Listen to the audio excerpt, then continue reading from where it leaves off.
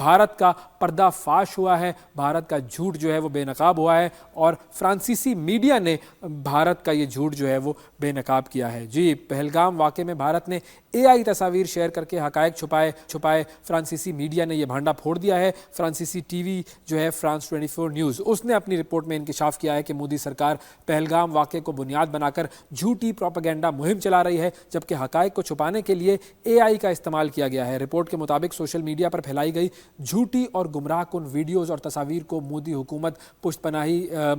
کی پشت پناہی حاصل ہے، اور پہلگام میں منظر عام پر آنے والی ایک جوڑے کی پرانی ویڈیو کو مرنے والے سیاحوں سے جوڑ کر غلط بیانی کی گئی، اور یہ جو جھوٹی ویڈیوز ہیں ان کو بھارتی میڈیا نے سچ کے طور پر پیش کیا۔ یہ چیز جو ہے وہ فرینچ میڈیا نے اب سب کے سامنے جو ہے وہ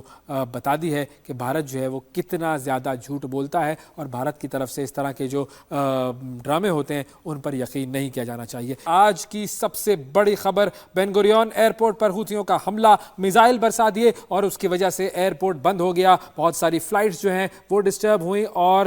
یہ حملہ جو ہے وہ حوثیوں کی طرف سے کیا گیا ہے۔ اس حملے کا مقصد یہ ہے بتانا کہ اسرائیل کو چین سے وہ بیٹھنے نہیں دیں گے۔ امریکہ کے حملوں کے باوجود حوثیوں کی طرف سے اسرائیل پر میزائل حملے جاری ہیں۔ حوثی اسرائیل کی غزہ پر جارحیت کا بھرپور جواب دے رہے ہیں، اور آج صبح حوثیوں کی جانب سے داغا گیا میزائل اسرائیل کے بین گوریون ہوائی اڈے کے مرکزی ٹرمینل کے قریب گرا۔ آج صبح اسرائیل میں 269 مقامات پر فضائی حملے کے سائرن بجے، جس کے باعث خوف و ہراس پھیل گیا۔ میزائل کے بعض حصے تل ابیب ایئرپورٹ کے قریبی علاقے میں گرے، جس کے بعد تل ابیب ایئرپورٹ کو بند کر دیا گیا تھا، اور دوبارہ جو ہے وہ اب آپریشن شروع کر دیا گیا ہے، لیکن خوف کی فضا ابھی بھی باقی ہے۔ حوثی فوج کے ترجمان یحییٰ ساری نے بیان دیتے ہوئے کہا ہے کہ اسرائیلی ہوائی اڈہ اب ہوائی سفر کے لیے محفوظ نہیں رہا ہے۔ غزہ جنگ شروع ہونے کے بعد حوثیوں نے کئی بار اسرائیل کی طرف راکٹ اور ڈرون داغنے کا اعلان کیا، اور ان پر بھی حملے جاری ہیں، ان حوثیوں پر بھی امریکہ کی طرف سے حملے جاری ہیں، لیکن وہ اسرائیل کے اوپر حملے کرنے سے باز نہیں آ رہے ہیں، اور ان کا کہنا یہ ہے کہ جب تک اسرائیل فلسطینیوں پر ظلم کرتا رہے گا ہم اسرائیل پر حملے کرتے رہیں گے۔ اگلی خبر کی بھی یمن کے ہی حوالے سے، اور یمن میں ہی ایک نیا جو لیڈر ہے، نیا وزیر اعظم، وہ اب سامنے آ گیا ہے، اور یہ نئے وزیر اعظم ہیں جن کا نام ہے سلیم صالح۔ سلیم صالح نے یمن میں کابینہ کے استعفے کے بعد نئے وزیر اعظم کا جو ہے وہ عہدہ سنبھال لیا ہے۔ یمن کی عالمی سطح پر تسلیم شدہ حکومت کے سابق وزیر خزانہ سلیم صالح کو صدارتی کونسل نے نیا وزیر اعظم مقرر کر دیا ہے۔ یمن کے سابق وزیر اعظم احمد عواد نے حکومت میں تبدیلیوں سمیت مشکلات کے پیش نظر استعفیٰ دے دیا تھا، اور یمن کی حکومت کے متعدد عہدیداروں کے مطابق احمد عواد کا صدارتی کونسل کے سربراہ رشید العلیمی کے ساتھ اختلافات تھے کافی، کیونکہ کونسل کے سربراہ نے سابق وزیر اعظم کی جانب سے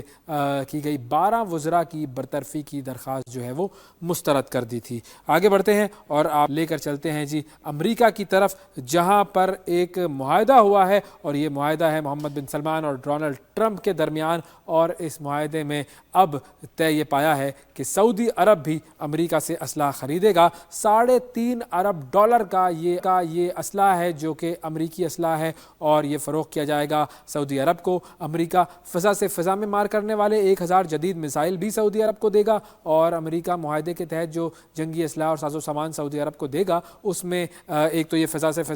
سے فضا میں مار کرنے والے جدید میزائل ہیں، اور اس کو ایریزونا میں قائم ہے RTX کارپوریشن، اس کے ذریعے سعودی عرب کو فروخت کیا جائے گا، اور امید یہ ظاہر کی گئی ہے امریکہ کی طرف سے کہ اس معاہدے سے خلیج میں سلامتی اور استحکام کو برقرار رکھا جائے گا۔ اب یہ اسلحہ تو لے لے گا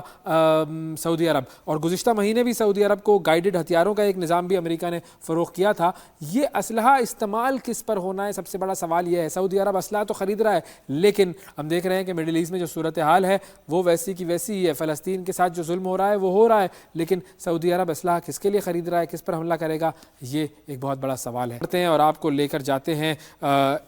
برطانیہ کی طرف، جہاں پر ایک صنعتی یونٹ میں آگ لگنے کا واقعہ پیش آیا تھا۔ اب اس واقعے کے حوالے سے اپڈیٹ ہے،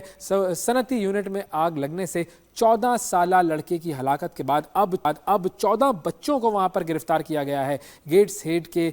فیئر فیلڈ انڈسٹریل ایریا میں جمعے کو آگ بھڑک اٹھی تھی، اس کو بجھا دیا گیا تھا، لیکن عمارت کے اندر سے ایک لاش ملی تھی۔ نارتھمبریا پولیس نے 3 لڑکیوں اور 11 لڑکوں کو قتل کے شبے میں گرفتار کیا ہے، اور پولیس حکام کے مطابق آگ کی جو ابتدائی تحقیقات ہیں وہ ہو رہی ہیں، اور عوام سے کسی بھی قسم کی قیاس آرائی کرنے سے گریز کرنے کی اپیل کی گئی ہے۔ تو اب یہ ایک بچہ ہے قتل کیا گیا، یہ واقعہ سامنے آئے گا جب تفتیش مکمل ہو جائے گی اس کی۔ اور ایک اور واقعہ ہے جو کہ بہت ہی عجیب و غریب واقعہ ہے، اور یہ واقعہ جو ہے اس خاتون کے حوالے سے ہے۔ یہ خاتون آپ دیکھیں، یہ جج کے کپڑے انہوں نے پہنے ہوئے ہیں، اور ایک یونائٹڈ نیشنز کی یہ جج ہیں۔ اب ہوا کیا ہے، ان خاتون نے ایک دوسری عورت کو غلام بنا کر رکھا ہوا تھا جی، اور یہ اقوام متحدہ کی جج ہیں۔ یہ خاتون جج ان کا نام ہے لیڈیا موگمبے، اور برطانیہ میں انہیں 6 سال اور 4 مہینے قید کی سزا سنائی دی گئی ہے، اور ان پر الزام یہ تھا کہ انہوں نے یوگینڈا سے ایک خاتون کو ملازمت کا جھانسا دیا، اپنے پاس برطانیہ بلایا، کوئی معاوضہ دیے بغیر گھر کے کام کاج ان سے کروائے، اور الزام ان پر یہ تھا کہ انہوں نے جانتے بوجھتے ہوئے ایک خاتون کو غلام بنا کر رکھا، جو کہ غیر قانونی عمل ہے۔ لیڈیا موگمبے جو ہیں وہ یوگینڈا کی ہائی کورٹ کی جج بھی ہیں، اور پی ایچ ڈی کرنے برطانیہ آئی ہوئی تھی، اور مارچ میں برطانوی امیگریشن قانون کی خلاف ورزی، جبری مشقت اور گواہوں کو ڈرانے پر فرد جرم بھی عائد کی گئی تھی۔ تو یہ ہے جی معاملہ۔ اب آپ کو لے کر چلتے ہیں ہم سنگاپور کی جانب، جہاں پر کل الیکشن ہوئے تھے، اور اب جو ہے وہ مکمل رزلٹ آ چکا ہے، اور جس جماعت نے 1965 سے حکمرانی سنبھالی ہوئی ہے وہی جماعت جو ہے وہ اس بار بھی جیتی ہے، اور یہ جو سنگاپور کی حکمران پارٹی ہے اس نے انتخابات جیت لیے ہیں۔ پارلیمان کی 97 نشستوں کے لیے 11 سیاسی جماعتوں کے 211 امیدوار میدان میں تھے۔ پیپلز ایکشن پارٹی نے 97 میں سے 87 نشستوں پر کامیابی حاصل کر لی ہے، اور جو ملک کی جو اہم اپوزیشن جماعت جو کہ ورکرز پارٹی تھی اس نے 10 نشستیں حاصل کی ہیں۔ تو یہ ایک طریقے سے جو معاملہ تھا یہ جیسا تھا ویسا ہی رہے گا۔ 1965 سے جس کی حکومت چل رہی تھی وہی حکومت اب جو ہے وہ آگے بڑھے گی۔ اور ایک اور خبر کی طرف لے کر جاتے ہیں جو کہ بھارت کا پردہ فاش ہوا ہے، بھارت کا جھوٹ جو ہے وہ بے نقاب ہوا ہے، اور فرانسیسی میڈیا نے بھارت کا یہ جھوٹ جو ہے وہ بے نقاب کیا ہے جی۔ پہلگام واقعے میں بھارت نے AI تصاویر شیئر کر کے حقائق چھپائے، فرانسیسی میڈیا نے یہ بھانڈا پھوڑ دیا ہے۔ فرانسیسی ٹی وی جو ہے فرانس 24 نیوز، اس نے اپنی رپورٹ میں انکشاف کیا ہے کہ مودی سرکار پہلگام واقعے کو بنیاد بنا کر جھوٹی پروپیگنڈا مہم چلا رہی ہے، جبکہ حقائق کو چھپانے کے لیے AI کا استعمال کیا گیا ہے۔ رپورٹ کے مطابق سوشل میڈیا پر پھیلائی گئی جھوٹی اور گمراہ کن ویڈیوز اور تصاویر کو مودی حکومت کی پشت پناہی حاصل ہے، اور پہلگام میں منظر عام پر آنے والی ایک جوڑے کی پرانی ویڈیو کو مرنے والے سیاحوں سے جوڑ کر غلط بیانی کی گئی، اور یہ جو جھوٹی ویڈیوز ہیں ان کو بھارتی میڈیا نے سچ کے طور پر پیش کیا۔ یہ چیز جو ہے وہ فرینچ میڈیا نے اب سب کے سامنے جو ہے وہ بتا دی ہے کہ بھارت جو ہے وہ کتنا زیادہ جھوٹ بولتا ہے، اور بھارت کی طرف سے اس طرح کے جو ڈرامے ہوتے ہیں ان پر یقین نہیں کیا جانا چاہیے۔